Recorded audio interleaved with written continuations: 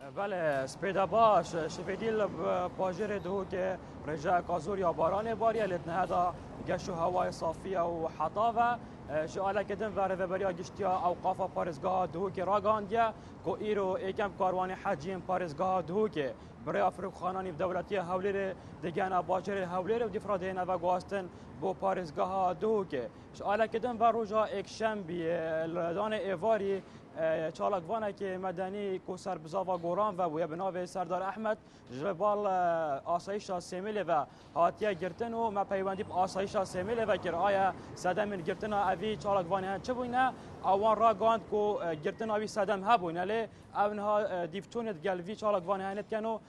دم دهاتی دا اوی صدم گرتن اوی جی بالاف کن جاله کدم و بزا و تفگرا گوران لپارزگاه دو که جی گرتن اوی چالکوانه هنه ابتوندی شهر مزار کرد و بیژن و چندین جارا چالاکوان سر بزاوا ما و هادینا گرتن بکو بریارا دادگاه جی ابدار کبیتن شعاله کدن وره و بریا ساخلمیا پارزگاه دو که آمارا روزان جشن راگاند کو در روزان جشن دا نزیکی 15000 ولاتیان سردان بنگه و نخوشخانین گشت دورین سر پارزگاه دو که و داینو جه انجام وان سردانا جی نزیکی 30 ولاتیان گیان خوش دست دایه کو سیش وانا به اگر رویدان هاتو چوی بونو ایکی دیجی به اگر صوت نبویه بەڵێ سپاس بێوار حلمی پامنێرمان لە دهۆک